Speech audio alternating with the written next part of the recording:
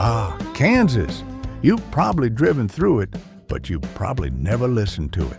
So buckle up and tune in for our newest Straight Outta Kansas episode, Straight Outta Clinical Research.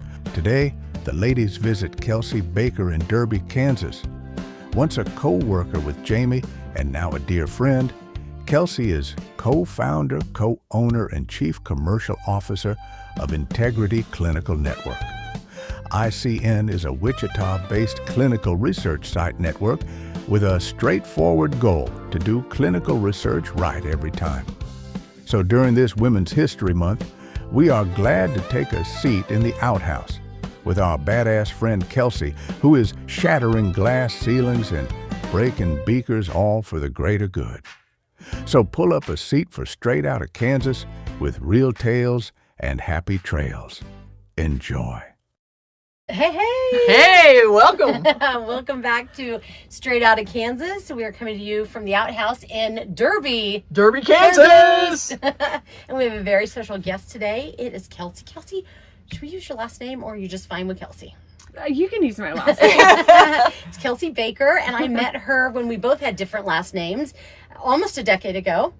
We were thrown into the same cube, the little cubby buddies at work, and she became a fast friend, like a little sister to me, who I actually admire a ton professionally, and does this thing in clinical research it's really, really impressive to watch your career and the turns you've made and how it's really, you bring people along and you're kind of changing. I feel like you're changing the industry. I think this whole combination is an excellent one. So I want to dive into past, how you got into it. Well, what's this month? It's like We do Women's History Month. So, and you're kind of a badass. You're a badass. So, I mean, you made a major life change within the last few years. All sorts of them. All sorts. So, yeah, let's dive in. Okay. All right. Dive. Thank you again for letting us interview you. Yes, you're very welcome. What is your current role in the clinical research industry? I am a chief commercial officer and co-founder, co-owner of Integrity Clinical Network. Okay, let's rewind. Co-founder and co-owner. Yes. Of a clinical research network, Yes. which is like, there's not a lot of newcomers in this industry, it seems to me. I mean, that's really a cool thing to do. It is. It's a very cool thing. How did that happen? There's a lot of newcomers. Yeah? But you'll be long stayers, maybe not so much. So how did that happen? Let's go back to the very Oh, beginning. my goodness. Like, Okay. how do you So Get into clinical research. Yeah. So it's funny. You talked about bringing people along and just taking care of people and being respectful to people, and you put out good and good comes back. So like this literally goes back to me graduating college and needing a job in Wichita and Where did you go to school? Fort Hayes. Okay. State Are University. you from Wichita then? Or I grew up in Rose Hill, graduated from Okay. Belle Plaine. Yeah. okay, So gotcha. In Pitt State. the You said area. Pitt? No, Fort Hayes. Fort Hayes. Yeah. How did I get Pitt? I don't know. You said Kansas. A long time. Armpit, Kansas. No. Okay, so Okay. go ahead. Yeah, so was one of my dad's buddies that he played basketball with in college, and he's like, hey, Kelsey needs a job. So I got a job. He was running the Health Strategies Plaza over at Wesley. Got a job as a fitness instructor and personal trainer and all of that, and there was a cardiac rehab on the second floor, which is what I was getting my master's in. So I worked there. So kind of interesting that Steve got me that job. But then my aunt, who had worked at Family Medicine East for years and years and years, and said if she ever had to go back to work, she was like, I'd work there again. And I was ready for a change. So I applied for a job at Family Medicine East. Not much medical background, really. It doesn't seem like a logical fit. They didn't have any openings. They're like, but research does. And that's really how I found my way into clinical research. And I started off as a coordinator, and then I was scared to draw blood.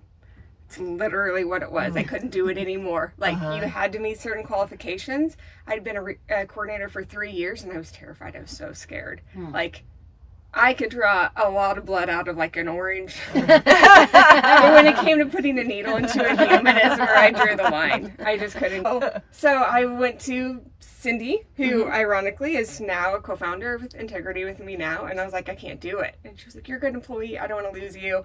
You'd be great at quality assurance. So I did quality assurance for 3 years, had a child, kind of reduced some hours. And then they decided to start a business development group or department, I should say. And I was like, what is that? And she was like, oh, you'll figure it out. It's really how it went. So that's how I got placed in the cubby with Jaime. I was there before. You were there before me, yeah. Yeah, you already knew your stuff, and you trained me on, I mean, I knew nothing about research. Yeah, and then I just rode that train there for about 12 years total, altogether total with the company. And then when they went to sell, I went to Tasso, which is ironic because they're like a pain-free blood collection company. Yeah, yeah. So I'm like, I'm working at a painless blood collection company, and kind of found that route because I was scared to draw blood. Mm-hmm. So there was some serendipity there. So that's kind of cool too. I mean, we don't want to plug anyone, specifically, except your new place. But that it's like, explain to me what you guys were doing there. Like the needleless, or it was like a bandage that.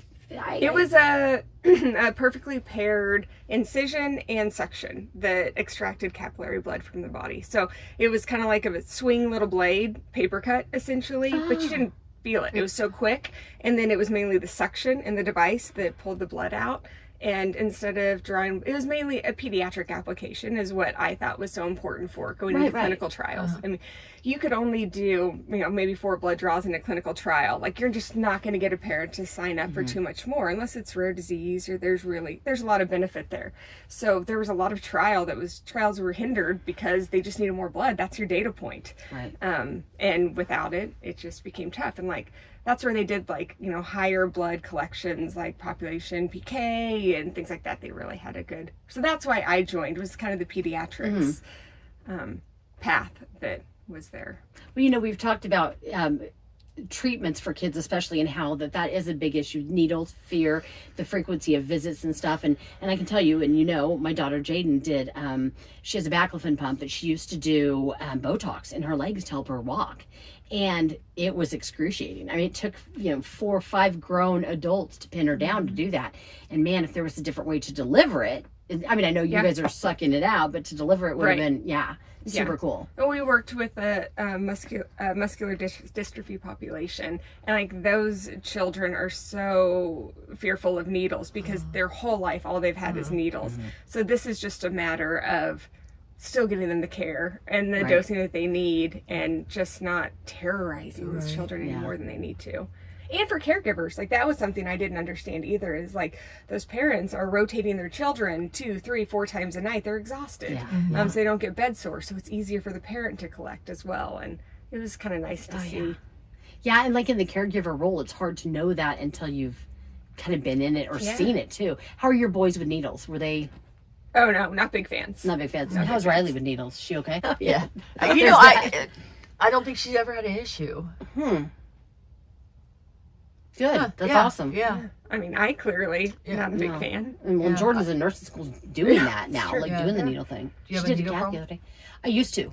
I actually did, and then we were trying to get pregnant, so we had fertility stuff going on, and I was so mortified by all the needle things that I went and got a tattoo just to get over it. And I got over it. I did. So it doesn't faze me anymore. And mainly you go into it if you just chill, but you can't get a kid to understand that concept. You can't calm him down.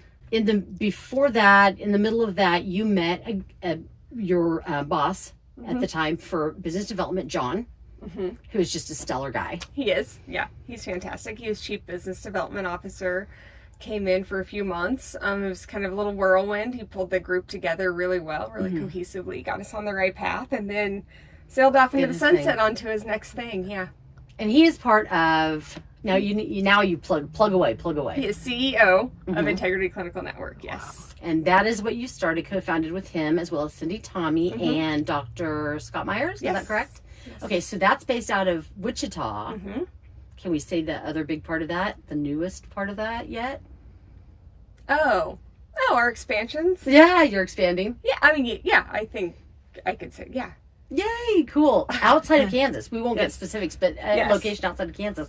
That's awesome. But as far as Kansas goes, how many do you have? How many sites? We have 5 contracted sites in Kansas. One in Wisconsin and went on the verge.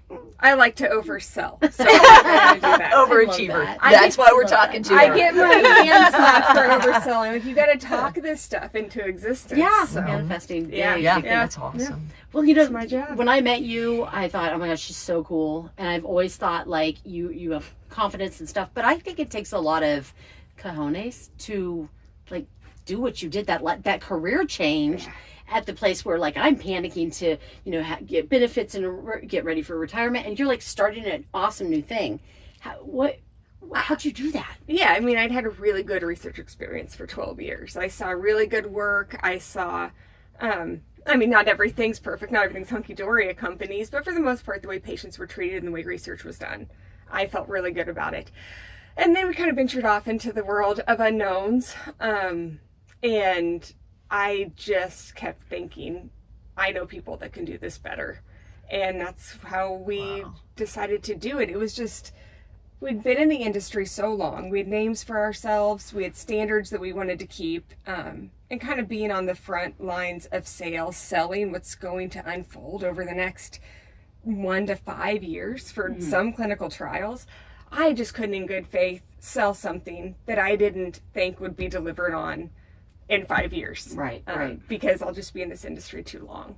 And that's when it was like, we wanted to be the group that, like, you don't really have to put out, you know, a lot of job postings. Like, we know the people. Right, We right. pressure tested them. We know how we work with them. They know how they work with us, and their quality and integrity, and it always comes back to that.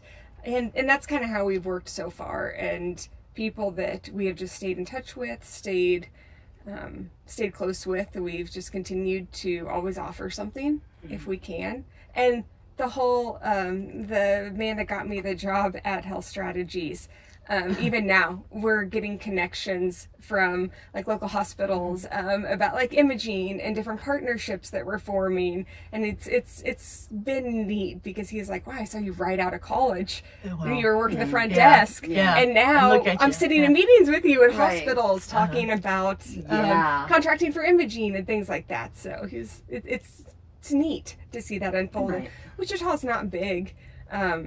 It's big enough, but it's just such a small circle, especially medically. And it's just so cool to, we know that we're working with the right people when we go to expand these partnerships, and they're just like, there's hugs and how are you and how are your kids, and you're just like, these are the right people. It feels like a full circle kind of thing. Yeah.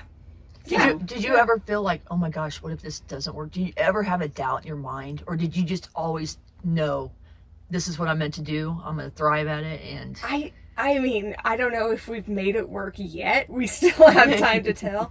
But I just thought, if this can work, this is the group. Yeah. And I do. I do think it'll work. I think that we just have all the right people and all the right seats, that if we have to, you know, bob and weave and dip and dive and dodge, like, we know how to do that, and we've, you know, kind of weathered those storms before. So I went in with a very bold confidence. You kind of have to. You have to. Yeah. You have to do something like that.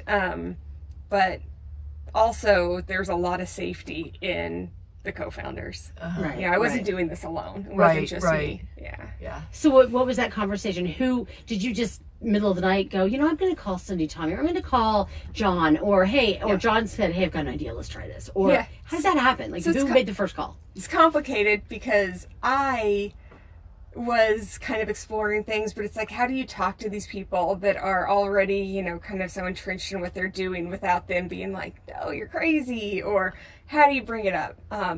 And I was actually talking to Dr. Myers about, you know, plans and what could happen, and he just, the way that he said things were very cautious, and I was just kind of stressed to the max after I got off the phone with him, not because of him, but just because of everything going on. I'm like, I'm just going to go on a run.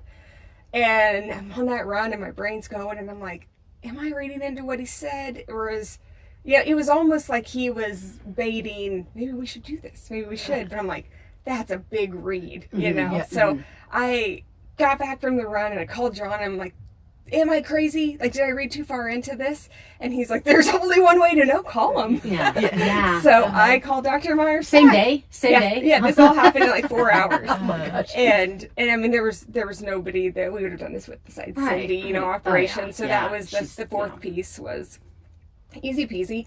And we've all worked together at one point in time. Gosh, John and I have worked together at 4 different companies. Cindy and I at 3, Dr. Myers at 1, and so we've definitely done this a lot. But yeah, it was that run that I was just like, I'm gonna go for it. Yeah. And if he's like, oh no, you're crazy, like, what does it hurt? Well, when you first told me, I was like, that's the dream team. That is a clinical research dream team in my mind, you know, and even like just people to work with and get to know and the quality of connections, not the quantity, but the quality. I mean, you know, it's a numbers game, it's a connections game, but good connections, quality people. So We that's have so awesome. much fun. Yeah. So much fun. Like, just the sarcasm and the jokes and, you know, when you got to get serious and when you can have fun. I mean, we had a site that we were recently talking with, and they're like, I don't remember which one was Dr. Myers. And I was like, jazz hands. And she's like, yeah, that's right. That's one. Like, that's, he did jazz hands on the first call with her. Oh, okay. When I told him, I was like, that's how you were identified. He's like, that's why I always do jazz hands. Well, I mean, it works, right? Yeah. That's so funny. Well, see, and then all of the advancements and what you're doing in clinical research and in business, it's great. But the bigger picture is that you guys, you know, are working to make medicine better, devices, therapeutics, all that stuff. What inspires you on that level? Oh, the Wichita community has been so great.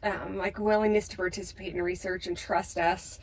We have a long track record, but still, our partnerships have far outpaced what we thought we would do. I mean, the amount of collaborations just in the Wichita area has blown my mind.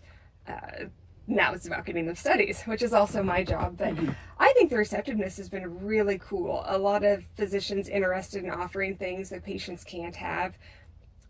With, you know, just kind of the simple cost of insurance. It's just so outrageous that this whole research as a care option is big to them. I mean, there's some people who their children's care is they enroll in a clinical trial for a routine vaccine that they need anyway.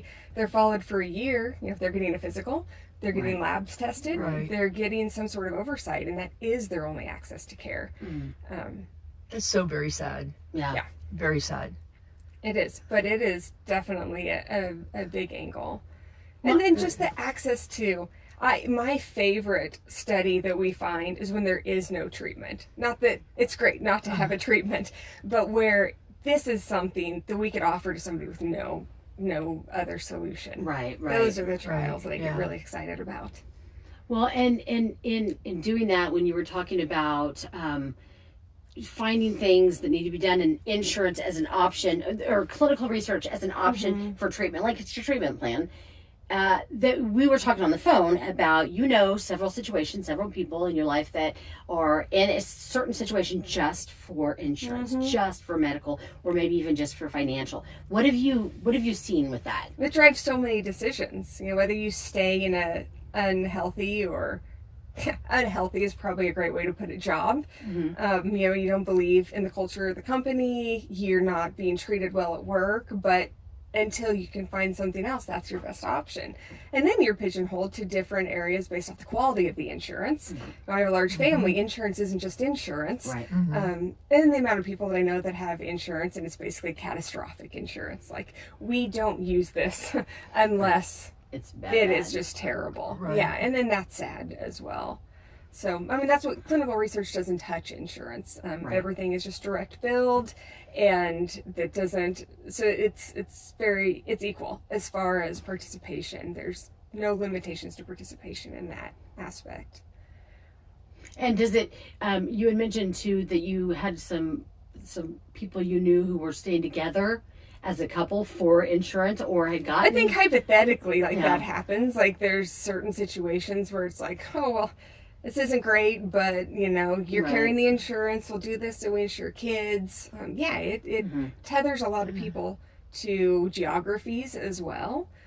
You know, different states and different jobs. If you're not a remote employee, provide different levels of insurance.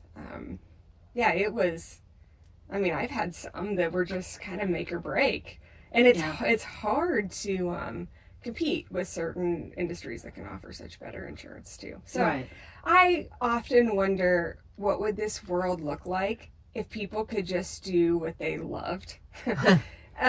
Even salary aside, like if they could just do what they loved, like how much better would the world be if everybody's sitting in a seat of something they truly believe in? They're not just doing it to pay a bill, or they're not just doing it to get access to insurance. That's just where their passion lies. I think What would the world look like? Yeah. Honestly. Yeah. Well, there'd be a lot less anger. I mean, I think a lot of it. And people would be healthier. Yeah. Yeah, they would be. Yeah. Because of that stress and the hate and Oh, everything. yeah. No, I did we were talking about the manifesting and seeing it and you overselling. Kind of the same concept with happiness too. Like you just, I've noticed getting close to 50 that I've hit a wall where I'm like, I don't need this shit. Hello, 50. Not heaven's door, but where it's just like, no, now is my chance. I mean, this could be the second half of my life, or it could be the last third. Yeah. Depends on how you look at it. And so, it's time to launch. It's time to do the stuff that you've been talking about doing, and spent 20 years raising people. Now it's time to get the shit done. Yeah.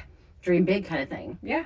I feel like that is what Cindy brings to clinical research too, just a bigger view of it and positivity as well. I've just never really seen her not be positive, and John is so freaking nice. Cindy is great guy. very consistent. That's something I remembered from her in working for her when she was my boss. It's like when things were great, you got this, Cindy, and when everything had hit the fan and it was an absolute disaster, you got the same Cindy. And that's really healthy as an employee, to not kind of get caught up in like, oh, they're freaking out, I should freak out. Which is more my style. We've had a few moments like that when we're working together, so that's funny. I think we might have won the pumpkin decorating contest at work. The Lorax. The Lorax was so cool. We did one together. It was awesome. And then there were dandelion times and things like that. Young Kelsey, 16-year-old Kelsey. What did you ask the other day? You said someone, what would you tell 16-year-old you? Maybe 16, 18? What do you think? Somewhere around there. Do what you're passionate about. I mean, I remember telling my dad, I'm going to get an exercise science degree. And he's like, well, what do you do with an exercise science degree? Like, you get an accounting degree and you're an accountant. You get a nursing degree, you're a nurse. Teaching degree, teacher. What do you do? I'm like, that's the great thing about it. I can do whatever I want. Yeah. He was right. Turns out, the more like vague your degree is, you've really got to find where your world is.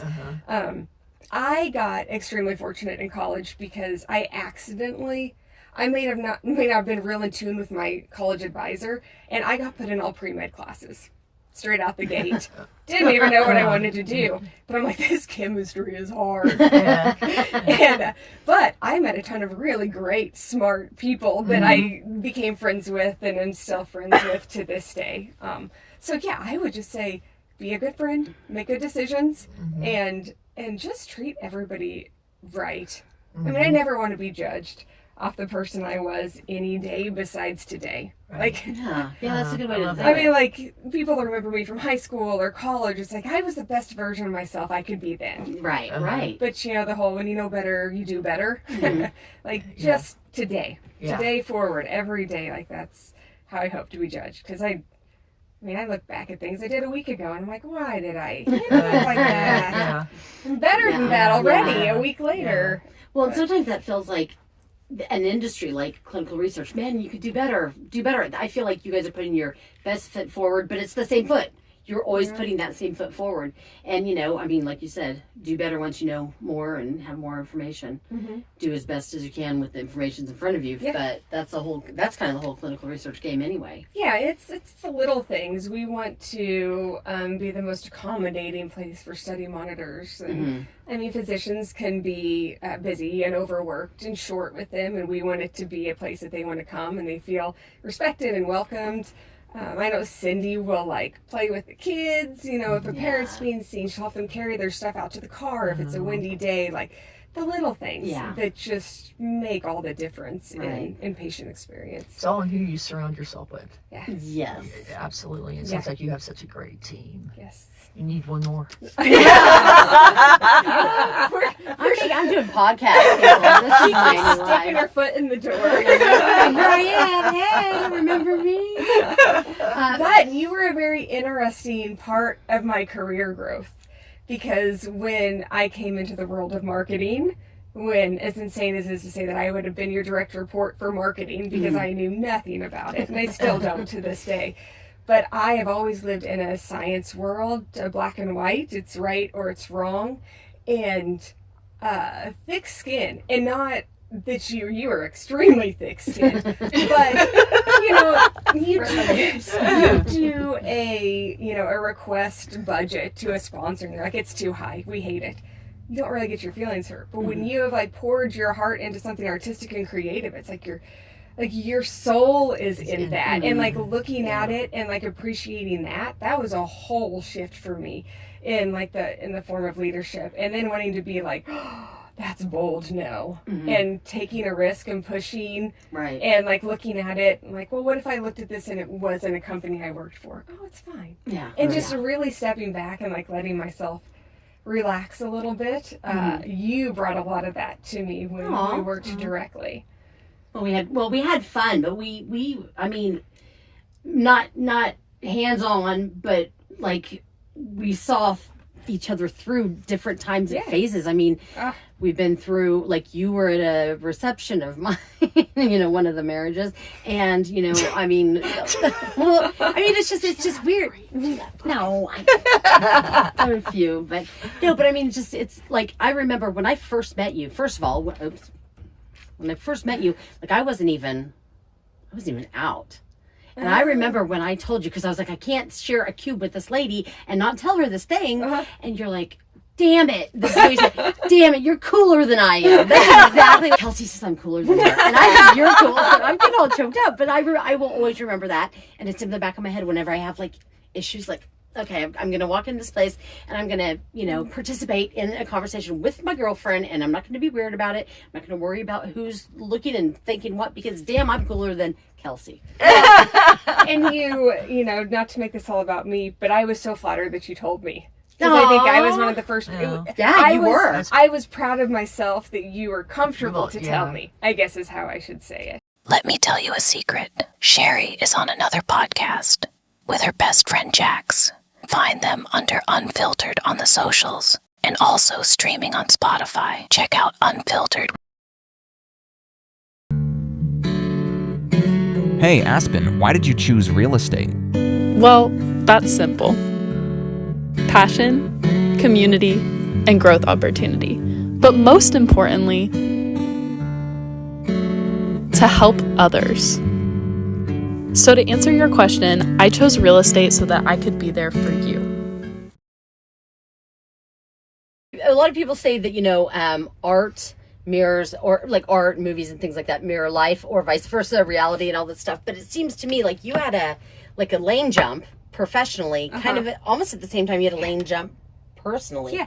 You don't have to go into that, but if you... Yeah, I think it was just a state of survival for a while. And a long time of not kind of having decision-making power. And a lot of that was just when you are in a relationship, there is just certain limitations to where you live and what you do and, how you structure the family and things like that. So yeah, once those boundaries had opened, it was kind of like, I want to make some decisions. Yeah. I really want to just take charge of this. And I give John a lot of credit to me making some of these leaps, because he helped me make calculated leaps. Yeah, he's very smart. I didn't have the career experiences that he had, so is this smart? Is this in my wheelhouse? Can I do this? I mean, there was times he'd be like, no, you can't do that. But I appreciate that. Yeah. It's like, it's good to know. I'd rather know in this environment.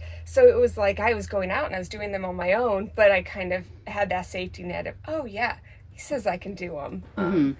So it was, they were calculated, but they felt really good to take. And I mean, for a while I was, working 2 jobs, closing out one, and working another one, working till like midnight at night, and getting the boys where they needed to be, and it was exhausting, but I felt so in control. I just felt like if I succeeded, I will say track was my favorite sport.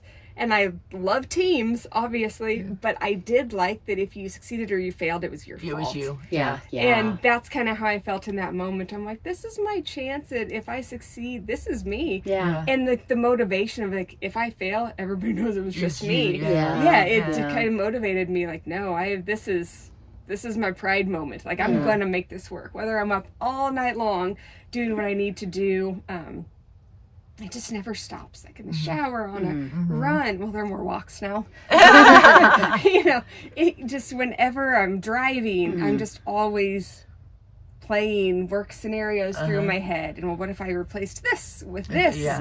How would that look? And I'm the one that just throws the spaghetti at the wall, and then the rest of the team just like peels off that one little piece. Maybe this one will work. Maybe this one is ready. Those other ones will just leave up there. That's awesome. So you mentioned Wichita a lot and being a good place and not too big, just the right size. Do you see any other place pulling you away from the Wichita area ever? No, not as long as my boys are in school. No. I mean, the allergies here, I would... They kill me. But no, I love Colorado. I've always loved Colorado. The clouds are brighter, the sky's bluer, the air's crisper. I love it. Yeah. The bugs are gone. But no, I definitely Wichita. And it's been so cool to see the community be so receptive to us at all the clinics that we're in, and they think what we're doing is so cool and innovative, and it's just like, we're so welcome here. It's definitely... Well, and it's weird links too, because I told you, I said, one of your physicians, I think Derby, is it Derby? One of them used to be a student of mine. Yeah, like 30 years ago. It's crazy. A good friend of mine from college, I was at her house in New Mexico a couple of weeks ago, and I was just going through, so Dr. Alex DeBon's also a co-founder, and she's like, hey, I went to residency with him. Hey, I did a spinal tap on his son, just bouncing back and forth. And I'm like, my gosh. Yeah, it's just so interconnected. Yeah, it's and with all those connections and with the incredibly supportive family I know you have, as well as, the work family, who would you say, woman-wise, who you look up to most, the best female role model you've had, a couple or one in particular? I have 3 really close professional friends that are my age, Keisa, Kimber, and Lindsay. We all worked together at one point in time, and I think I really look up to, I don't know if you can look up to somebody that's just like your age, but professionally, I think that those 3 just round things out so nicely, and we challenge each other. I mean, we hang out fairly often, but we challenge each other as like mothers, and well, I'm an only child, so not as a sibling, but as spouses, as career women, and you kind of see them strive, and we always collaborate. I mean, we just, one person's success is everybody else's, and I'm always looking at what they're doing in their careers, and they're just grinding away, and I always think, well, what would they do? Like, depending on the individual person, what would they do? Yeah. And I felt that way for a long time about those 3. That's really cool. That's like your team. So, yeah, friends are important, and it's not even just if you have siblings or not. Because, like you said, you're an only child, but still, those girls are fundamental. Yeah. And they just stayed the test of time. I mean, gosh, we all worked together back in, like, 2009. Yeah. That's how long. But they've all just gone on to do their things, and I've watched them win awards, and, and I've had really good collaboration from the medical community. Even like when we were trying to run some phase 1 trials, I was reaching out to friends from Belle Plaine, from high school, and, there's I haven't heard from you in 2 months. It's just like, oh, that sounds awesome. Here's a great connection. Right. And everybody has just been so awesome to help out. I pick a neighbor's brain on certain trials and things like that. Like, do you think a patient would do this? Like, it takes a village. Yeah, it definitely does. And AI. Oh my gosh, that's our new, that should be your slogan. We'll print shirts. It takes a village and AI. And AI. Yeah. Yeah. Let's just chat GPT that or whatever, maybe. But Exactly. very cool. Awesome. What do you have? Do you have anything No, else? actually, I'm learning from you about my team at work, and I'm like, what can I do different? And one thing when you said Cindy is always Cindy, regardless of the situation, and I'm like, that's what I need to focus on. And so, yeah. Yeah. Yeah. I mean, I think it's important to realize, especially as women, because we do try to be the alpha, the omega, everything to everyone and meet all these needs, that at the end of the day, we have to answer to ourselves. We have to take care of our own health. But like, you know, and you can't be everything to everyone. But Cindy, man, she always came through big when like no one is watching. That's one of the things I appreciate about her. When my niece died, she gave me one of those willow, what are those called? This little, the statue. Yeah, it was an angel. I still have it out right next to my piano with a picture of my niece, and just, you know, just things, those things. And those like, are the, you know, the people that you want to work with. I remember John had only been working with us for maybe a matter of 2-3 months. And I mean, you know, previous physicians I worked with, they were like, what if you get hit by a bus? And it really meant, what if you get pregnant? That was the contingency plan that they were talking about.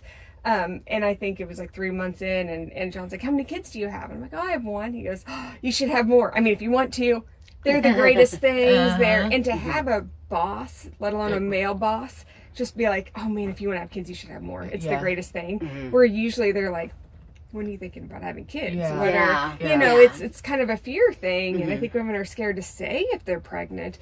And I was like, wow, that's really big of him. And then that same event, one of our employees in Kentucky, they had some really bad storms going through, and so they moved Halloween up, and she was just kind of bummed, and he's like, what's wrong? And she's like, oh, they moved Halloween up a night. And we were in Vegas at a sales team meeting, and he goes, well, get your stuff, go, you can join remote, we'll catch you up, like you've been here, go home, have your Halloween with your kid. And I was just like, that's amazing. Wow. And it's those little things that'll make people want to run through the wall for you. Yes, absolutely. Later. Because you know, you'll always get treated right. We were in Texas, right? Yeah. And we rode in a Tesla together. That was kind of cool. But I had just had surgery, wasn't it? I just had surgery shortly thereafter, and I forgot my contact solution. And I'm like, well, I'm just going to get an Uber and go to a CVS or a Walgreens. And there's like one, you can see it. You can almost spit on it, but it's across a highway. It's hard to get to. It's hard to get to. And you guys were like, Uber's not going to pick you up to run you a half a block. John's like, I'll go. And who does that? Yes, turfs over and I guarantee that. And that was an awesome manager, awesome boss kind of thing. But at the same time, good guy. Just doing the right thing. Yeah. Just doing the right thing. And at that point I became, and I always have liked him and respected him, but I became a loyalist at that very moment. I was like, oh yeah. Yeah. That's awesome. So, yeah, and not for any accolade, just because that's the right thing to do. Yeah. Just like when you ate the dandelion. No, I got money for that. $5 is not a lot though. But after that, I'm like, I will follow you off a cliff if you want me to, because who does that? It was so badass. I bet I can revisit that video. Do I have video? You have video. There's video. We might have to. It just tasted like broccoli. You rock started. I mean, she just, I still drink the dandelion tea. Yeah. I did a whole Christmas theme. Dandelions. She's like, oh my God. I will beat it to death, won't I? Yeah. Yeah. I mean, well, that's like almost 10 years ago. Nobody we're still can talking stick about to a theme like Jamie. Oh yeah, that is so true. That is so true. Oh my gosh, that needs to be a t-shirt too. Oh my goodness. We are doing it for the patients. There are such stringent guidelines. There is more oversight than traditional dosing, and everybody that is doing it truly cares about what they're doing. So then, someone going into clinical research as a profession, what would be one piece of advice you could give them? Be a good multitasker. Oh yeah. Oh yeah. I would also add, like, maybe stay organized, because I'm not very. But find your passion within clinical research. I mean, some people, do great as a I used to always kind of joke when I was a coordinator. I'm like, the best part of my job is the patients. And some people are just built for that FaceTime and, dealing with patients and illnesses and complaints and things like that. Some people are built for recruiting. Some are built to sit and do regulatory all day. And they're all very different people. So I think that a lot of people don't know clinical research is an option. I stumbled into it accidentally. I tried to interview next door. And they were like, no openings, go over there. Right. I didn't know what they did. I just, filled something out. And Cindy hired me. So. Right. And then one last thing. What would you say to a 30-something-year-old woman who's not happy with her life? What would you tell her to do? I would say to give it your best to ensure that is not the life that you want before you go make the life that you want. I think that when you go off and make the life that you want, you have to have no doubts. You can't have what ifs. You just have to go into it like, I did everything I could. I tried everything. Tried to be the best version of me, for myself, for everybody around. I exhausted every option. So now I can fully focus on what I'm going to go do and be. That is so awesome. I love that. That's so awesome. Thank you so much for your time. You're welcome. Yes, We really, thank really you. appreciate it. And for everyone who's watching, Kelsey Baker and clinical research. It saves lives. Imagine a clinical site network so focused on integrity that they put it in their name. Imagine a clinical site network so committed to that integrity, they strive to do things right the first time, every time. Imagine a small but powerful team of professionals with a long history of excellence in clinical research. A team so skilled, they are able to improve upon industry methods to make conducting clinical trials that much better. Now imagine not having to imagine. That's the future of clinical research. That's Integrity Clinical Network. We'll be back in a month, if not before. All right. All right. Now, what do you always say? You say love, and you say who? Who? I say everyone. Oh my God. that can't be our closer, but it probably will stick. All right. Thank you again for coming to us straight out of Kansas, out of Derby. Thank you. Bye. Today's podcast was sponsored in part by W Energy, your taste buds' favorite drink. Lock in, stay sharp, dominate your day. And now, get a discount straight out of Kansas by using the code STRAIGHTKS, and that's all caps when you're checking out. The site is www.w.gg. Our podcast on wheels is also sponsored by Jay's Lounge at 513 East Central Avenue in Wichita, as well as Roxy's Downtown.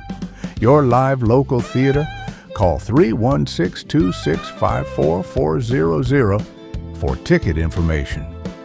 And please like and share if you care to keep this podcast a-rolling. Till next time, I'm Spuds, and this is Straight Outta Kansas, even if we're not. Wheel tales from Kansas and other guests near and wide. Happy trails, join us for one hell of a ride. It's a straight